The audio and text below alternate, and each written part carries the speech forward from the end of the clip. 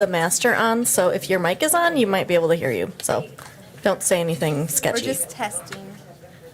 Picking out the trash and mowing the grass. Over time,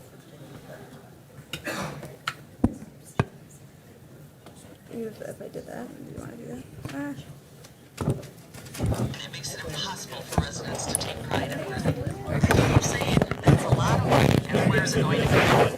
Believe it or not, Wausau has been receiving a grant to do this very thing, and we're hear excited that? to tell you about it. Can you hear that? It's Community Development Block Grant Week, and it Public access can hear it too. Okay. Should we go get one of those other ones? Whatever. We can do whatever you want. Are we all here? Do you think that would work better?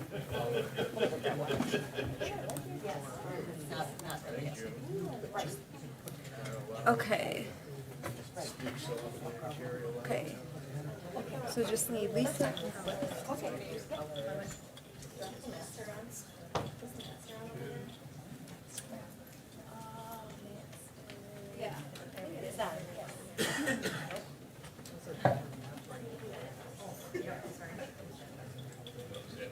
Hello?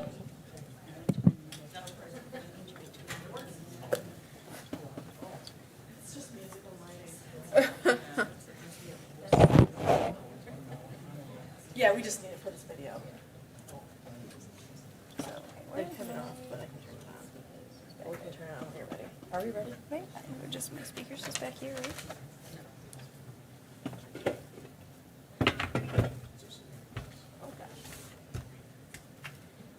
Try that. I am ready, yes. It's off? We'll turn It's it on off. when you're ready. Yeah. Okay. We're good? Yep. All right, here we are. Thank you everyone for sticking with us. It is 7:10 and it is April 11th, 2023. You are at a Common Council of the City of Wausau meeting. Thank you very much. The first item on our agenda is our Pledge of Allegiance, so please join me. Pledge allegiance to the flag of the United States of America and to the republic for which it stands, one nation, under God, indivisible, with liberty and justice for all. All right, thank you. Am I in the right one? Or should I be in the other one?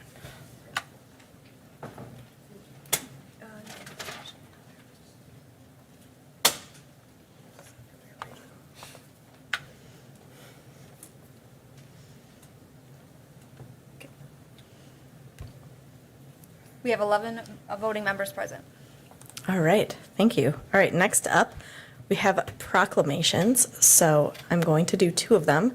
Thanks for sticking with us, the folks who are here still. The first item is Sexual Assault Awareness Month.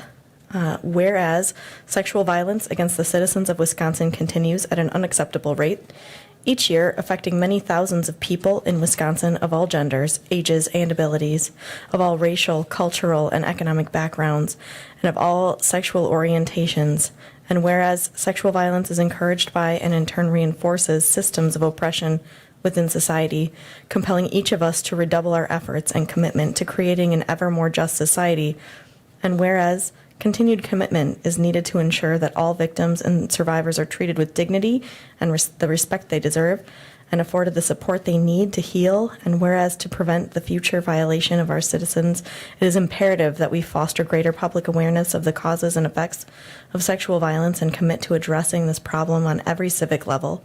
And whereas Wisconsin sexual assault programs, other professionals, and supporters have joined together with the Wisconsin Coalition Against Sexual Assault in order to promote the social change necessary to end sexual violence. And whereas the women's community requests public support and assistance as it works towards a society where all people can live in peace, free from violence and exploitation, now therefore be it resolved that I, Katie Rosenberg, Mayor of the City of Wausau, do hereby proclaim April 2023 as Sexual Assault Awareness Month in the City of Wausau, State of Wisconsin, and I commend this observance to all citizens. I know we have some folks from the women's community. If you'd like to say a few words, you are welcome. Otherwise, I can present this to you.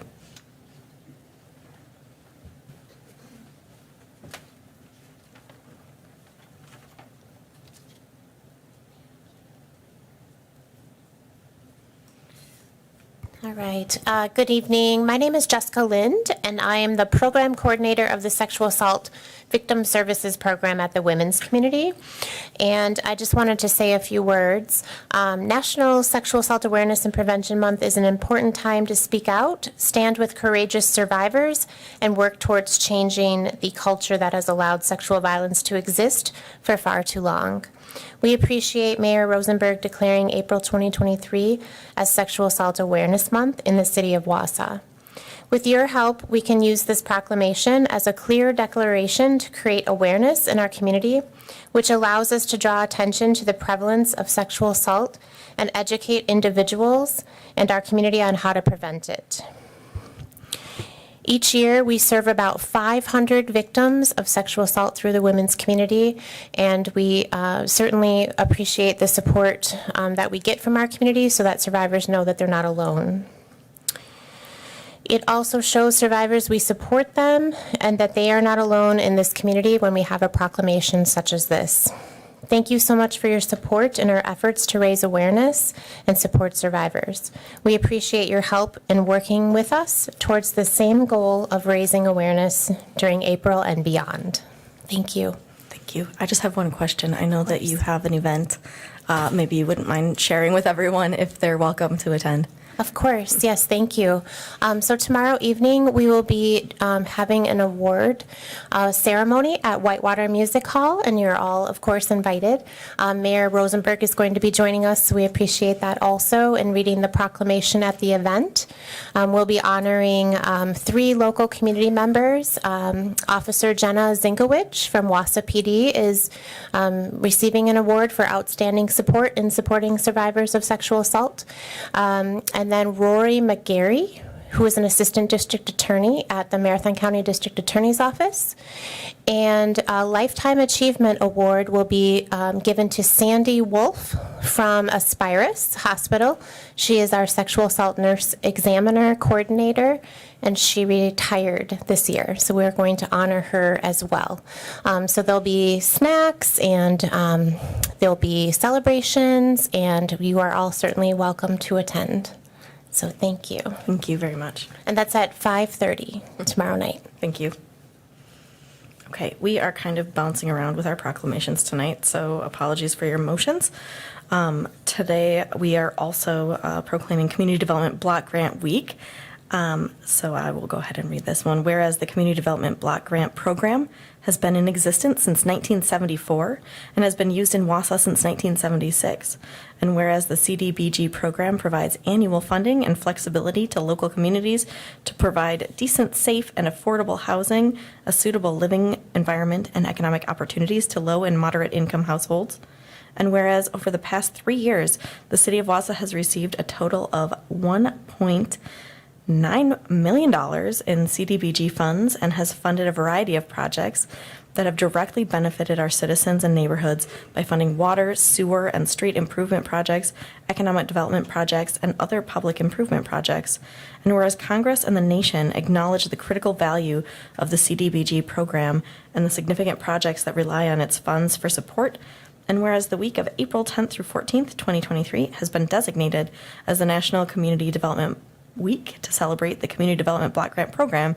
Now therefore be it resolved that I, Katie Rosenberg, Mayor of the City of Wausau, do hereby proclaim April 10th through 14th, 2023 as Community Development Block Grant Week in the City of Wausau, State of Wisconsin, and I commend this observance to all citizens that our community urges Congress and the Biden administration to recognize the outstanding work being done locally and nationally with CDBG by supporting increased funding for the program of fiscal year 2024. And I know we have a video.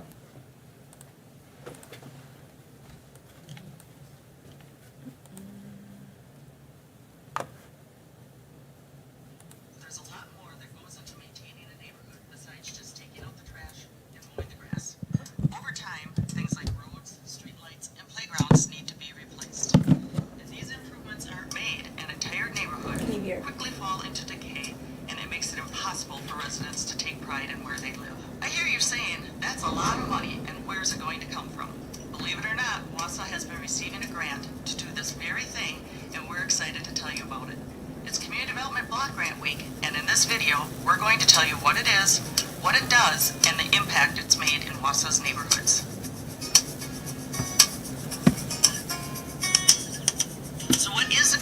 Development Block Grant, and why have I never heard of it? The block grant is a federal grant distributed by the U.S. Department of Housing and Urban Development and is given to select communities with 50,000 people or more, although Wausau is an exception to this rule. The City of Wausau has received this grant every year since 1976, and it's made a tremendous impact on your community in ways you probably haven't realized. Historically, Wausau has received between 500,000 and Oh, I'm sorry. I'm just going to be snarky here and say, this would be better if we had that project.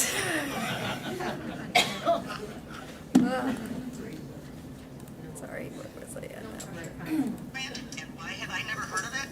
The block grant is a federal grant distributed by the U.S. Department of Housing and Urban Development and is given to select communities with 50,000 people or more, although Wausau is an exception to this rule.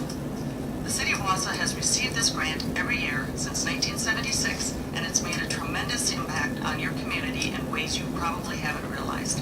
Historically, Wausau has received between $500,000 and $800,000 each year from this grant, which is specifically spent on improving low to moderate income neighborhoods in Wausau. The Community Development Block Grant can be spent in many different ways. Some of these include street repairs, playgrounds, low-level lighting, nonprofit organizations, home repairs, new construction, and blight elimination. Have you driven down Prospect Ave or 7th Street at night and noticed the nice lighting along the boulevard? That was built using the block grant. How about the street repair on McIntosh or the new sidewalks near Athletic Park? Those were also built using the block grant. Have you noticed the beautiful new playground at Oak Island Park along the river? You guessed it, it was built using the funding from block grant. This only scratches the surface because, like we said before, the City of Wausau has been receiving the block grant since the 70s. Let me tell you more about it. Nonprofits are important to our community, and we use the block grant funding to support them. Take the new Community Partners campus, for instance. Not only did it help pay for the new construction, but it is also assisting the nonprofits inside it, like the free clinic with lab testing and medical supplies, North Central Community Action Program with rent assistance and security deposits, and Catholic Charities with the Warming Center and many of their other programs. The block grant also funds scholarships for low to moderate income families that want to send their children to Wausau's Conservatory of Music, paying for their lessons and their instruments. Additionally, the block grant funds programs at the Hmong American Center, such as their teen program and their entrepreneurial education. As you can see, nonprofits are important to our community, and the block grant helps them in some really special ways. Money from the block grant has also helped low to moderate income homeowners afford to make much needed repairs and renovations.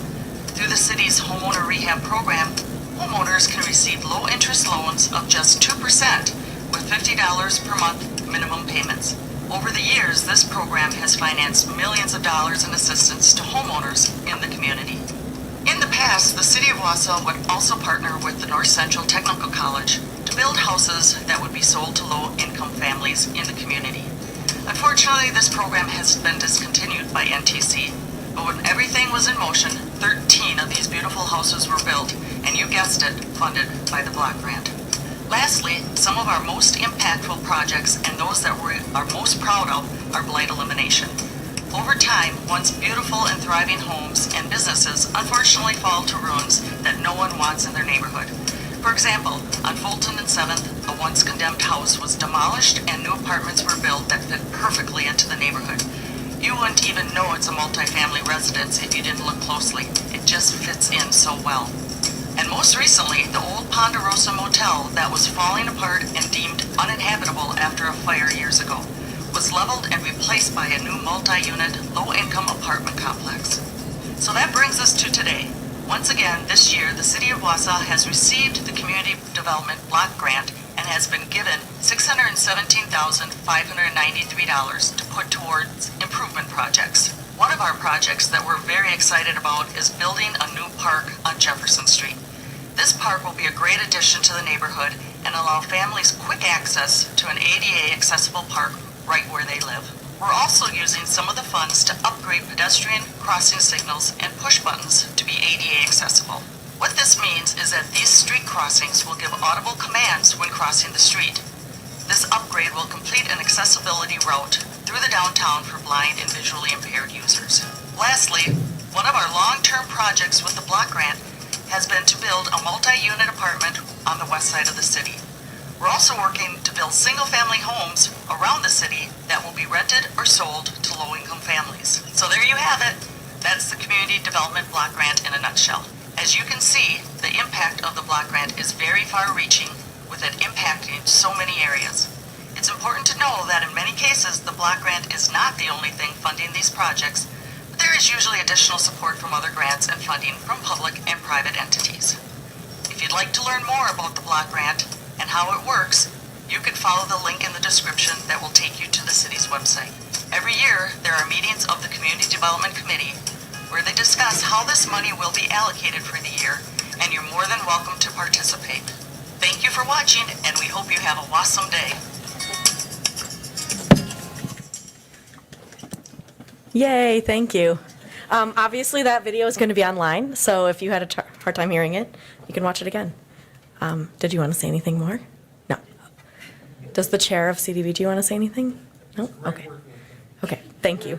All right, thank you. All right, so we have one more. Well, I have other proclamations, but I'm only going to go through one more because we have a special presentation also here for you. It is Family Strengthening Month also, the month of April, so I'm going to go ahead and read it, and then we can hear from our friends at Children's Wisconsin. Whereas, when caregivers, families, communities, and government agencies work together to create safe, stable, and nurturing environments for all children because childhood lasts a lifetime. And whereas research demonstrates that building family protective factors, social and emotional competence of children, knowledge of parenting and child development, social connections, parental resilience, and concrete supports in times of need promotes the optimal development of children and reduces the likelihood of child abuse and neglect. And whereas child maltreatment can be reduced by ensuring families are supported in building protective factors through strength-based policies, programming, and public awareness. And whereas the Children's Wisconsin Marathon Family Resource Center here in Wausau has multiple prevention programs, counseling, and a child advocacy center to help combat child abuse and neglect. And whereas during the month of April, we embrace pinwheels for prevention, as the pinwheel has come to serve the physical embodiment or reminder of the great childhoods we want for all children. And whereas we can prevent child abuse and neglect through optimal child development by promoting child, family, and community strengths. And whereas this April, the City of Wausau joins organizations throughout the state that support children and families in recognizing National Child Abuse Prevention Month as Family Strengthening Month. Now, therefore, be it resolved that I, Katie Rosenberg, Mayor of the City of Wausau, do hereby proclaim April 2023 as Family Strengthening Month in the City of Wausau, State of Wisconsin, and I commend this observance to all citizens. And I would like to welcome our friends from Children's Wisconsin to share a little bit more about the work that they do. Hi. Thanks for having us. I'm Maria Coakley, and I'm a prevention manager with Children's Wisconsin. I manage programming across central Wisconsin, so I'm in Marathon, Portage, Green Lake, and Marquette counties at this time. And so some of the programming that we do to strengthen families is we have our Start Right home visiting program, and that's a long-term home visiting program that serves families with risk factors, and we teach parenting skills and do developmental screens, hook families up with community resources. We check their homes for safety. There's a whole variety of things we do, and we're in there for up to 5 years. We also have a Triple P home visiting program that's been around for a very long time as well. That's a short-term home visiting program, and it can serve families with children of any age. The only thing that they cannot do is be involved or an open case with humans, the CPS, because they have their own parent aid program. We have parenting classes. We use Raising Safe Kids curriculum, and that's for parents with children with kids under 10. And we also have just started a partnership with social services, and we're doing Triple P youth justice classes that's for families who are involved either in our services or with youth justice. We have Play and Learns, Ask the Experts, and family events. And so we hold Play and Learns at the library every Wednesday. We've been having such a big attendance that we've had to split it into two and have two shorter Play and Learns. We also, some of the family events we've done recently, we had trip to the police department. We had one to the fire department. Tonight they're doing a cooking class to teach healthy eating. We always have our warm lines and parent chats, so people can call at any time, and we will get back to them within 24 hours and set up either if they want to come into the Family Resource Center and talk with somebody, or if they just want to talk over the phone, we can give them a call pretty quick. We have a couple newer things. One of them is our Lena program, and so that's been around a little while now, but we have taken over like the leadership of it this year. And those classes teach families of children 0 to 36 months on how to enhance conversations to build babies' brains. So I actually had a chance to experience it with my son and my grandson. And they have like this little tape recorder they put in a vest, and you pick your day of the week and they call it Lena Day, and it measures conversational turns. And so they can't hear what you're saying, but they can tell how often you're talking to the baby. When the baby responds, you respond back. And they can also tell like how much of the noise going around is TV time or music. It's really very cool. And then the parents get a readout at the end of every week, and they can see if the conversations are, I hate to say improving, but they're speaking more with their babies. The new program we have is called Connecting Child Care and Resources, and we got a grant through Child Abuse and Neglect Prevention Board. We are doing a variety of things. So we're doing triple P in-home. We are expanding that. But any service for this grant is for children with, our parents with a child in regulated child care. So the in-home has to be for that. We are doing triple P discussion groups. We're doing 5 for Families Protective Factor Forum events. And then we're starting parent cafes. I just started, I think, last week. I have our outcomes for our major programming here that I'm going to leave with you. So these are some of the 2022 outcomes, and then brochures if you're interested on all our prevention services. Thank you so much. I think one of the things that impacted me when I first knew that you existed, someone told a story to the Health and Human Services Committee when I was on the county board, and the nurses that you have for the Start Right program are incredible, and they know when to ask for more information. And I heard about one nurse that was visiting a family, and she asked the mother, "Where's your baby?" And the baby was sleeping, and she said, "Why don't you just let me check out the sleeping situation?" And when they arrived at the baby's crib, they found that the baby was not breathing, and they were able to resuscitate and save the baby's life. But things like unsafe cribs, you might not even know that you have one if you've never had a baby or not been taught this. So I just really appreciate the work you're doing for our kids in our community. I don't know if there are any questions as long as you're here, but if there's anyone. Okay. Thank you. Thank you so much. Okay. So Yes. I will keep it very brief in the interest of time. I'm sure everyone wants to get home before the 10 o'clock news. So, Do we though? I do. My name is Ann LaChapelle. I am the Child and Family Services Manager for Children, so we do provide a continuum of services. We have a Child and Family Counseling Program, which is essentially a mental health outpatient clinic. We serve exclusively children ages 0 to 18, and then also our Child Advocacy Centers. So, as you know, this month is historically called Child Abuse Prevention Month. Last year, it was transformed into Family Strengthening Month, taking a more positive turn. I will keep it brief. I also have data. Last year in 2022, we have 7 licensed mental health therapists. We have one that specializes in early childhood mental health, ages 0 to 5, and then also 2 school-based therapists that are providing services directly in the school for DC Everest and Marathon School District. Last year, we served over 400 children and completed more than 4,500 individual therapy visits. As you know, if you watch the news, we are in the midst of a mental health crisis, and so being able to provide those services and meet families and support them where they're at. We know that many of the kids we serve have very complex trauma histories, and so that can negatively impact the brain. So being able to provide families with the tools and resources in that recovery process has been extraordinary. And then in addition, we do have a Child Advocacy Center. So Children's Wisconsin oversees one of the largest networks of CACs in the country. It's a safe place for children and adolescents who may have been abused. We bring together a team of specially trained professionals who evaluate and investigate cases of suspected child abuse and then provide supportive services to children and their families. We work very closely with the Marathon County District Attorney's Office, law enforcement, social services, school personnel, the women's community as well. So last year we served nearly 400 children. More than 60% of those kids reside here in Marathon County.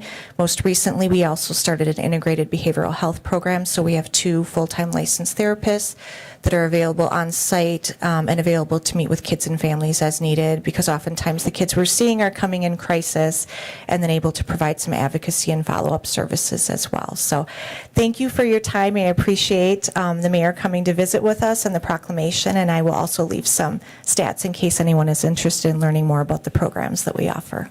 Thank you. Have a good night. Thank you. And if you don't know where Children's Wisconsin is located, it's right by United Way over on the west side. Thank you very much. I guess we are moving on to pre-registered citizens for matters appearing on the agenda. It looks like nobody has signed up, so we won't do that. Next item is our consent agenda. That's file number 230301 through file number 230108. It looks like I have a motion from Alder Dinney and a second from Alder Henke. Is there any discussion here? I'm not seeing any. You may begin voting.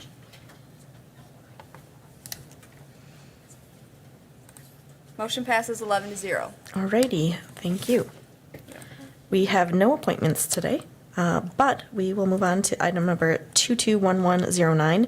It's a resolution from the Finance Committee approving a contract for professional cleaning services with Hands On Cleaning LLC and related budget modification. We have a motion from Watson and a second from Herbst. Is there any discussion? I would just add, the resolution refers to a budget mod, but there is no budget mod. When we evaluated the line items, it appeared that there were sufficient funds to pay for the new contract. So there's no budget mod included. Even better. Alrighty, I think we're ready. You may begin voting.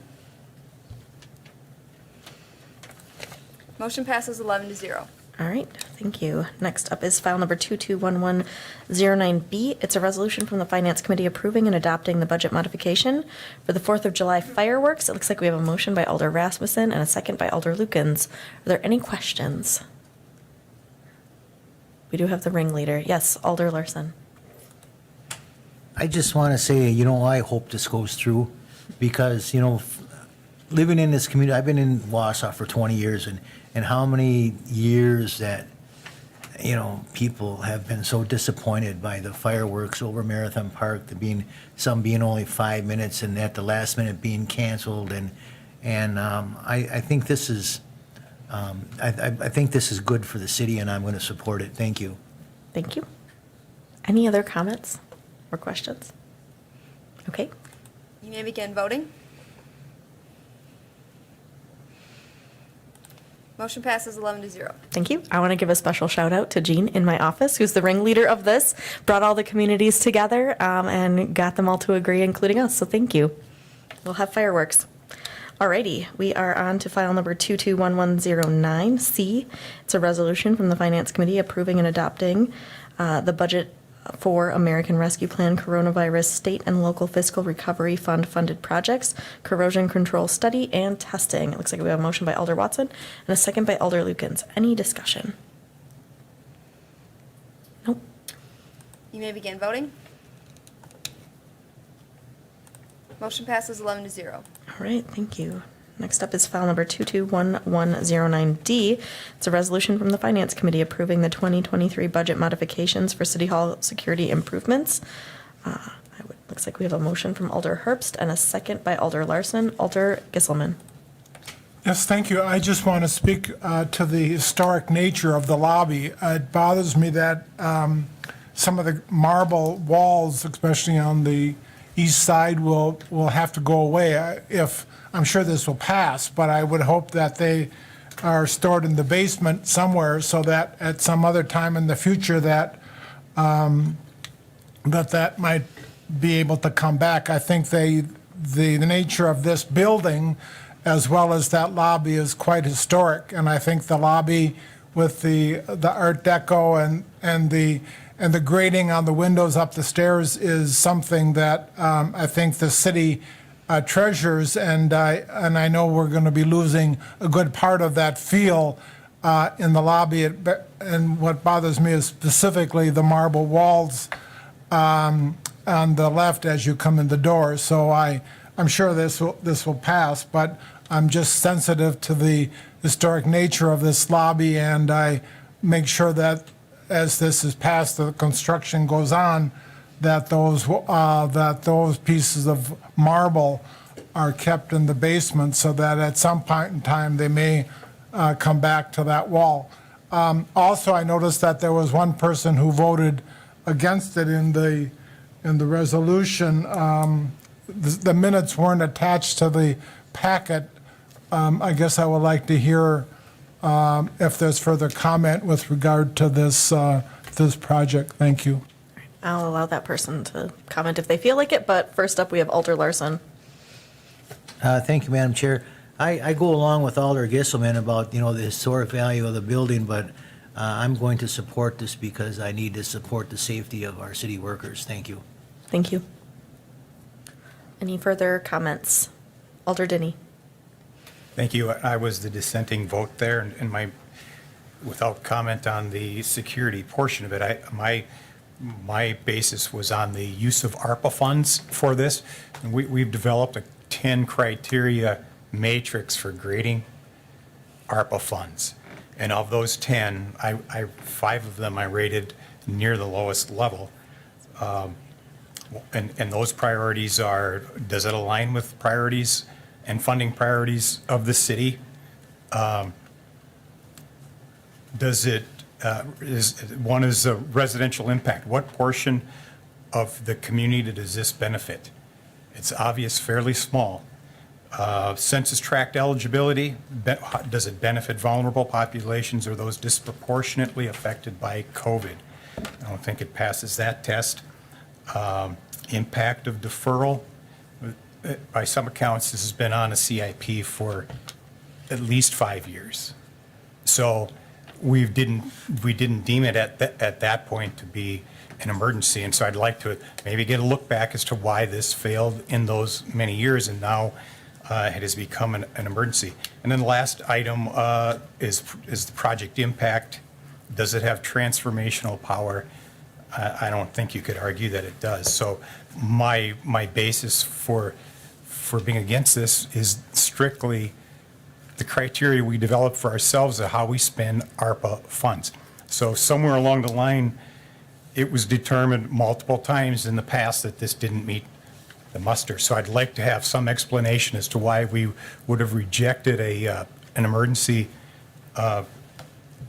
CIP, or it recently became an emergency and we haven't been apprised of what those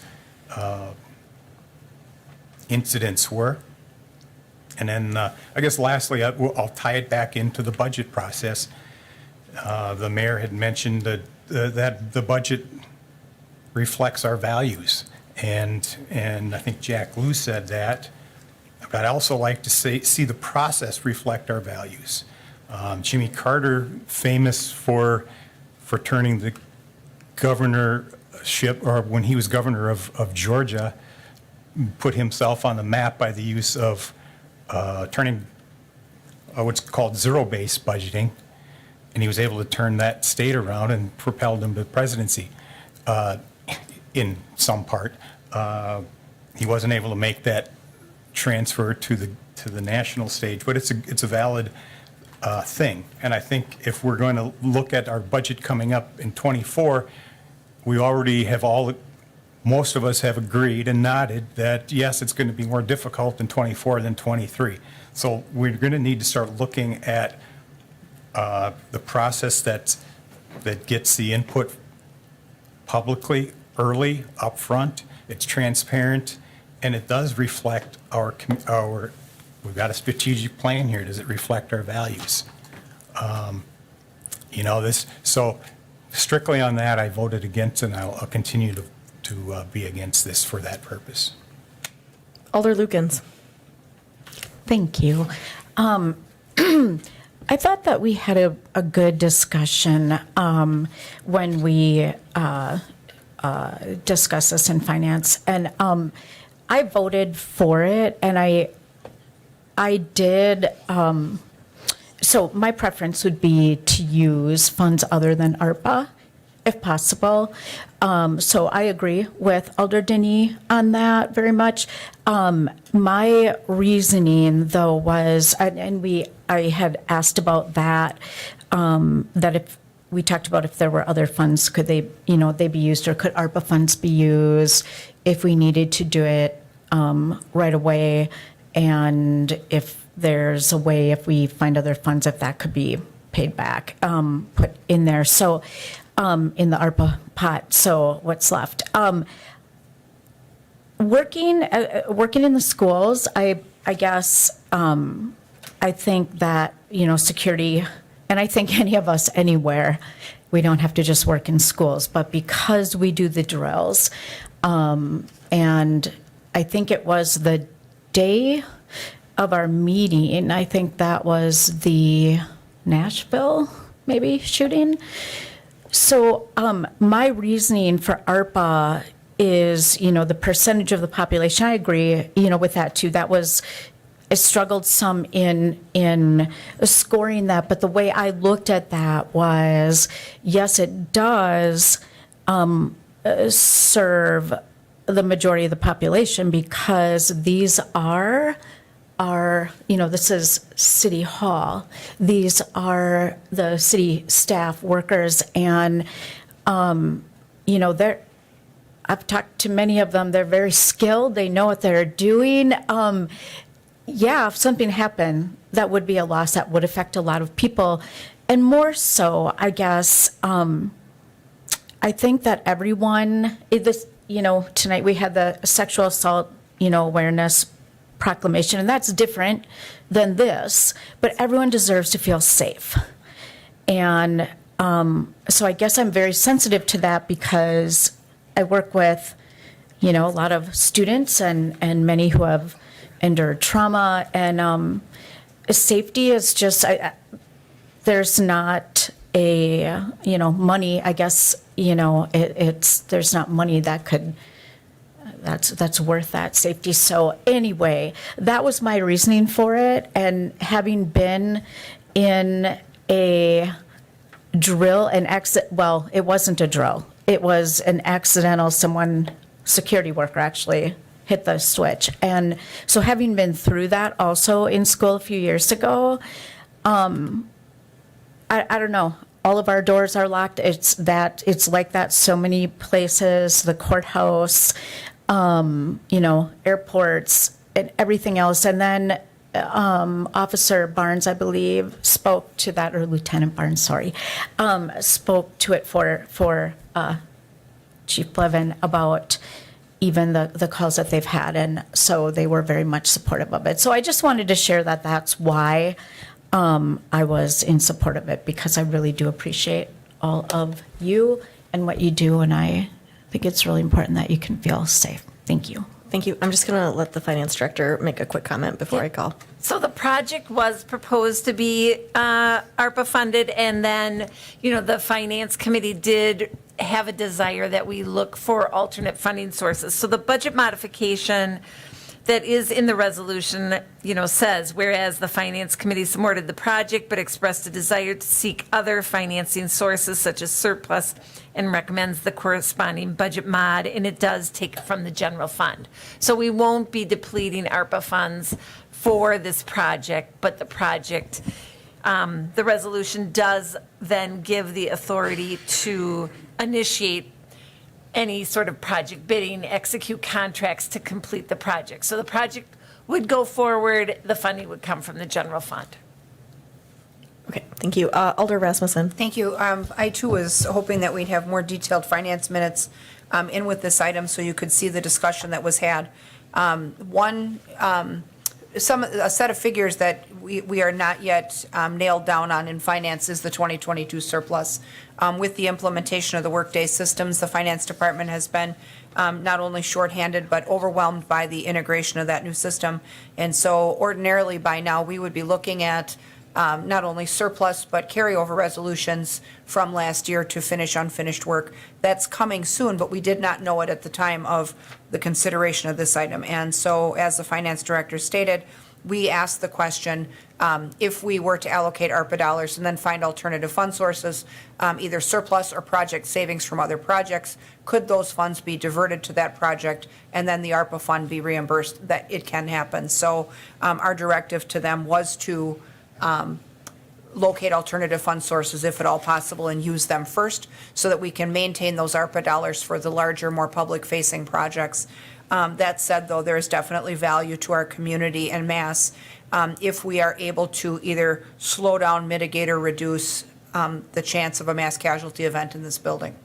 And, you know, there are some security vulnerabilities that exist in this building that perhaps have existed for a while. And anyone who comes in here knows that you have access to the entire building. You come in the front door, you can scale up 3 flights of stairs, and you can access any department in the building you want. And so, not that that's necessarily a bad thing, but times have changed to the point where, sadly, we've reached the point where people need to feel safe in their work environment. And having unabated access to the entire building, and it's a rapid process to get around this building. It's wide open, it's very accessible. This has been studied before, and it was a subject of prior CIP requests, but in recent years, in the recent past, events have taken place in this building that have escalated the sense of urgency to get this project done. That's all I'll say, and people have felt unsafe. There's been police responses to this building where the behaviors of certain individuals have necessitated a heightened level of safety. Before it was precautionary, now it's a necessity. And so sadly, those events have pushed this forward. But I feel like this project needs to happen regardless of the fund source. And we've reached the end of the road for holding that off. So thank you. Thank you. I just want to let you know that the finance meeting minutes were uploaded, but I think it was yesterday, so maybe not everyone's iPad has been updated. So Alder Martins. Hey, excuse me. Thank you. Yeah, and just to kind of, I'm not going to speak so much on the funding because we already had a lot of robust discussion on that, and I'm glad that we were able to find an alternative funding source that was not using our ARPA dollars, because I feel that ARPA funding should be for a wide transformational change in the city, and that was the security upgrades, while transformational, had sort of a limited impact to the citizenry as a whole. I think, you know, we had, being on the finance committee for many years, we had looked at this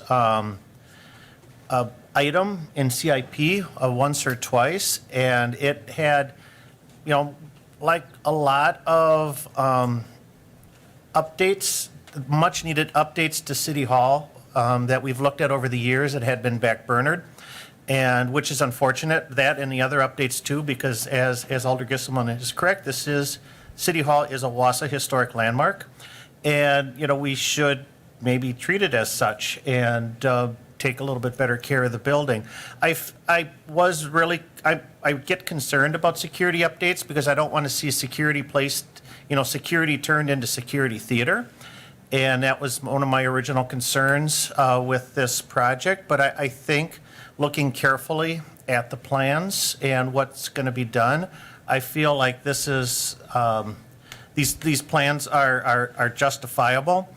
They still, you know, with a glass wall, you know, you still have the ability to feel the expanse and the grandeur of the Art Deco marble lobby, able to see the grading on the first floor landing there as you go up the stairs. So a lot of that, the beauty of the City Hall will not be diminished by that security area too. And also, you know, a big part of these security updates don't just have to do with the lobby area too, but they do have necessary upgrades, security upgrades to municipal court. And that's where the concern with removing some of the marble slab to provide a customer service portal for municipal court. And, you know, hopefully, you know, that I think the plan said that those slabs would be repurposed. Hopefully they would be able to be stored in such a fashion that if there was ever to be a future update to the lobby area, that they could be repurposed for that. So generally, like I supported this in finance, and I'll be supporting this this evening. Thank you. I see the chief standing back there. I don't know if you'd like to say anything.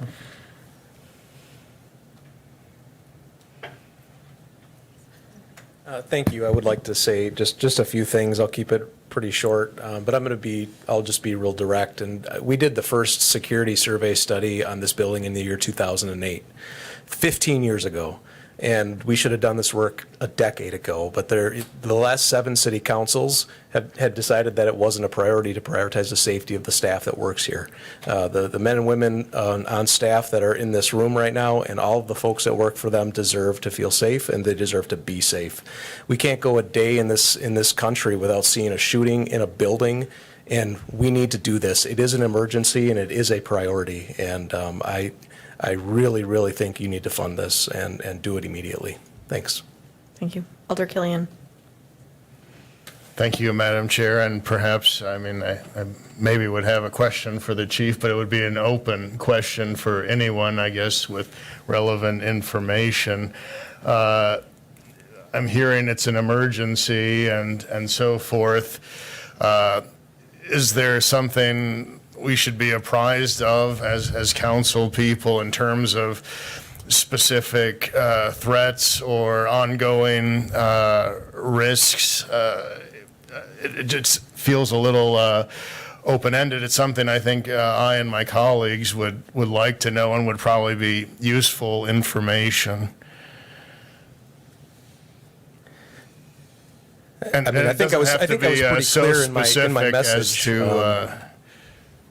It doesn't have to be so specific as to impinge on any. Is there a ongoing specific immediate threat in this building? No, there is not.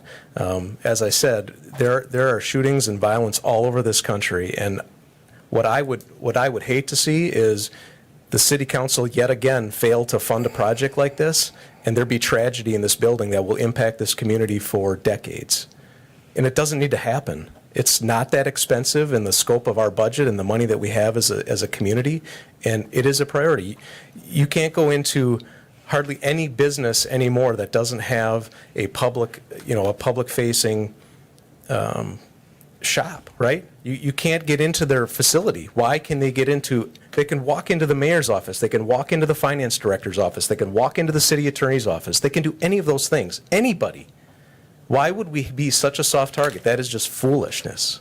It's foolishness. If you don't mind, I'm going to be vulnerable, but maybe not too vulnerable, because a couple of these situations have involved me. I'm going to try and get through this. We've had a couple of people who've had to be arrested from my office because they're threatening, right? We've had a couple people who've just had to be flat out arrested because we don't know what the heck's going on. I've sent out a safety memo 2 years ago, and somebody decided that would be important to send to political adversaries so they could mock me. So I'm sorry for getting emotional, but this is not good for me. It's not good for people here. I come in a lot on the weekends too, and there was a day when I came in and I went down to, check my mailbox, and I see somebody walking in. I was like, how the hell did somebody get into this building? And then as I got to and I just froze. And I called the police and I said, hello, once again, there's somebody here that shouldn't be. We're supposed to be closed. And then I see Peggy in payroll sitting there. She's been there hours longer than me, vulnerable to this variety of people. And then when I asked to look at the video, 16 people that morning had walked in and walked out. It's not safe. I've had nightmares. I'm going to let you all talk now. Alder Rasmussen. Madam Chair, I was not quite done yet. May I continue? Sure. Thank you. And thank you for the information, Chief. And for that information, Mayor, I think it helps provide some insight into things that had kind of been loosely stated before. So thank you for that. And thank you, Chief. I think the mayor makes some good points, and I'd really I think what would have been helpful in the process would have been maybe to see, and maybe it's not the case, maybe this is the singular way that it has to be done. You know, maybe there aren't options that would be perhaps less restrictive in certain regards. I wasn't informed of what had been happening here, and I'll tell you just what one of my concerns was from a civic standpoint, and it was, you know, and I've chosen to keep my information on the older page, you know, my full information. Perhaps that isn't good practice from a risk standpoint from what I'm hearing from what you state, but I simply do that for accessibility sake, and surely no one should just be walking in when they're not supposed to. I thought there might be methods that could provide more enhanced security than we have now without, I think it kind of stunned me, the big bulletproof glass wall, and I was a little confused as to why that was needed right now, but perhaps from what you state and what the mayor stated, that provides some insight. I did worry just about the message to our people without knowing more about the background. Yeah, I mean, like I said, there's been a lot of reports from our department and from people we've hired to do a security survey of the building. You know, so, you know, we can certainly share those with you. We've shared those over and over again with a variety of people. But at the end of the day, you have to restrict access to the building if it's going to be safe.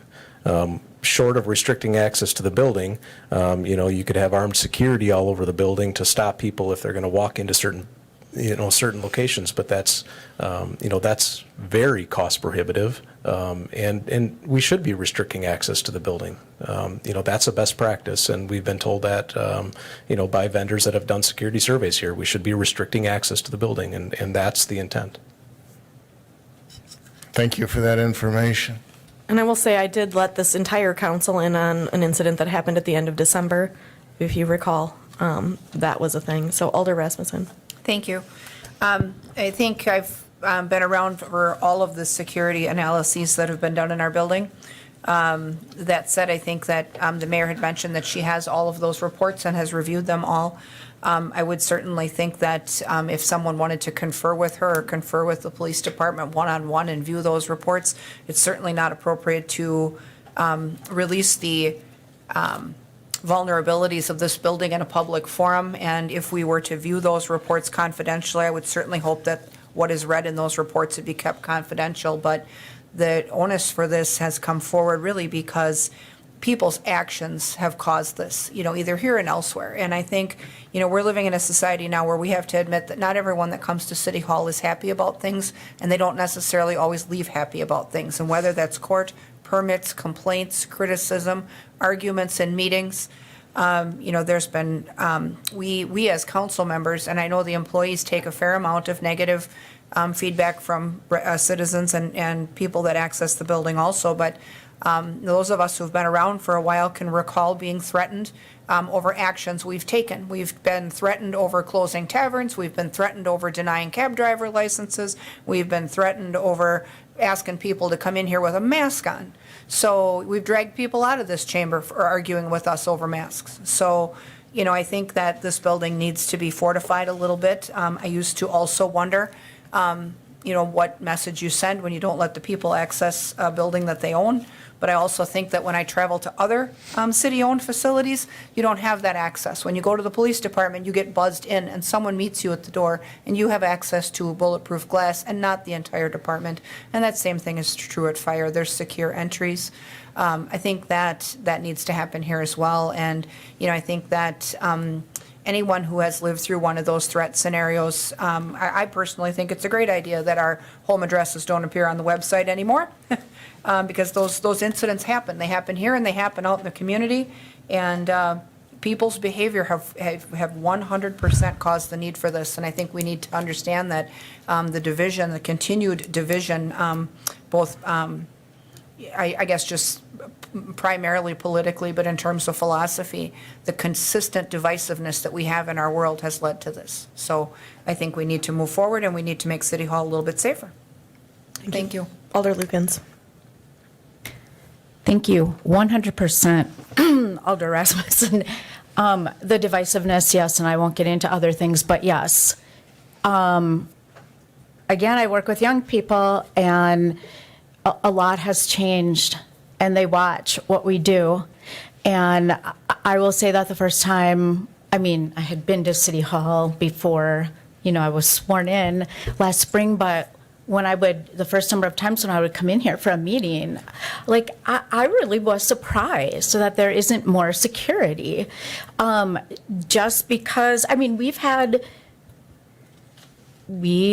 them, authorities have had to do threat assessments, in schools. Like, everything it's heightened. And I'm not a person who lives in fear either. I'm not. But I have learned through enough experiences, and I will say even sitting here, any number of times because I can see people walk in, and it's not like I'm, gonna jump, but it's real. And that's really unfortunate. It's really sad. And, but, it is. So it's a state of our world. And I think I'm just going to say thank you to Alder Rasmussen, because I think that, there has to be some type of modicum of respect and yes, adults need to be adults and stop the divisiveness, and maybe some of this will improve. But anyway, and thank you, Chief Bliven, because I have experienced not those direct threats, but again, I see the effect that all of this has, even on kids, and that needs to change. So, thank you. Thanks. Alder Denny. Thank you, Mayor. And I believe I was just going to look. I think my phone and address, personal information is still out there, and I believe that, this is a small town, this is Wausau. I'm going to resist putting up more walls than we have to, but I thanks to Mary Ann, I do believe we are taking the right route on the funding portion of it. Also, thank you, Chief, for clarifying some of those risk assessments, and I hope you can appreciate that not all of us were sitting here for 5 years. This is fairly new to me as far as this request. So coming through this process. But I would remind people, and I want the mayor to sleep well at night and our staff to sleep well, but a wall or a fence or a lock on a door is not going to protect us if we don't, in addition, put some thought, some training, extra eyes on those locations. Have you thought through the whole process of letting the mail carrier in, the FedEx guy and the maintenance guy? So if someone props open a door, someone's using a back door. We have locks on every door in this building today, every office upstairs that I know of, and I've never experienced a locked door. So, we should be augmenting security training with our staff so that we're not accidentally leaving doors opening a door because it's cold or hot or the air conditioning's out, whatever. It's a multi-layered protection plan, not just a glass bulletproof make you secure system. So I will change my mind on this, and I will support this based on that evidence. Alder Herbst. I just wanted to say, in addition to making sure that all our employees and anyone involved in City Hall is safe, we also have to remember the people coming into City Hall to take care of their business need to be knowing that they're going to be safe as well. So without a doubt, I would have supported this years ago when we talked about it, and I'm 100% supporting this tonight. And I certainly do hope that the rest of the alders will do as well. Thank you. Thank you. I don't have any more folks in the queue. Anything else? Okay. You may begin voting. Motion passes 10 to 1. All right, thank you. Next up is the item 6B, filing 12A, referral of resolutions. I would ask for a motion. I have a motion by Alder Watson and a second by Alder Henke. You may begin voting.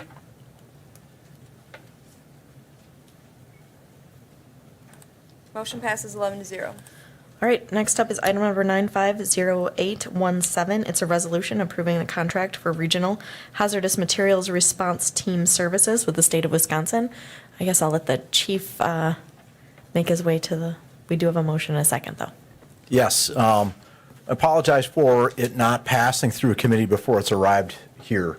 We were kind of put into a pickle, and Jacobs and I have been communicating on this contract since we first got it. We were kind of painted into a corner with a notice that we got in late March that the revisions as far as the state contracts have been made, and they needed these signed and returned by April 17th, which obviously is pressing on us. This is a long-time contract that the city of Wausau has had with the state of Wisconsin for the providing a Type 2 regional response, hazardous materials response team. We're one of 6 Type 2 teams in the state of Wisconsin.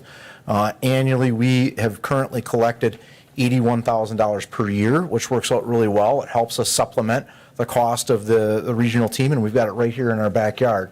And if you've seen the news this last year, a lot of train derailments and other things like that. We actually had a small chemical fire on Saturday. It really behooves us to have this type of team right in our own community. We can use state funding to help with it. It helps along the way. I will tell you that tomorrow I will be in the Dells at the Joint Finance Listening Session advocating on behalf of the Wisconsin State Fire Chiefs for a 25% increase in what we're receiving from there. We do not have, as you look at that contract, a dollar amount listed in there yet.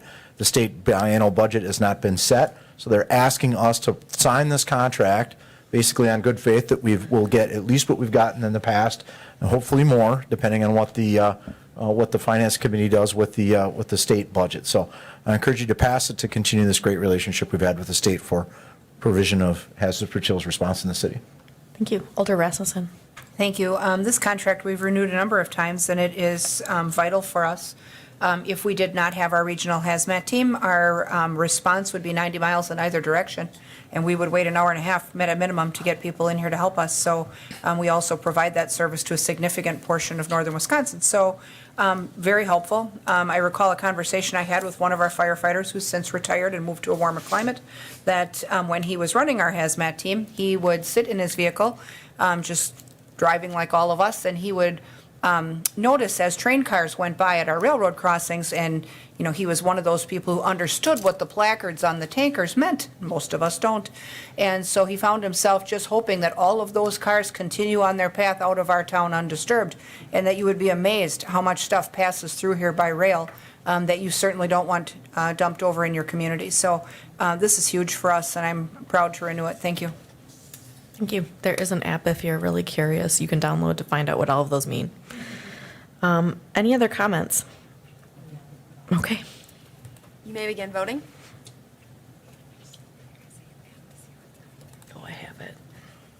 Motion passes 11-0. All right, thank you. Next item is file number 230404. It's a resolution approving the agreement for a settlement of a lawsuit, James Kurth and Lynn Kurth, Marathon County case number 20SC513. Do you want to say something, City Attorney?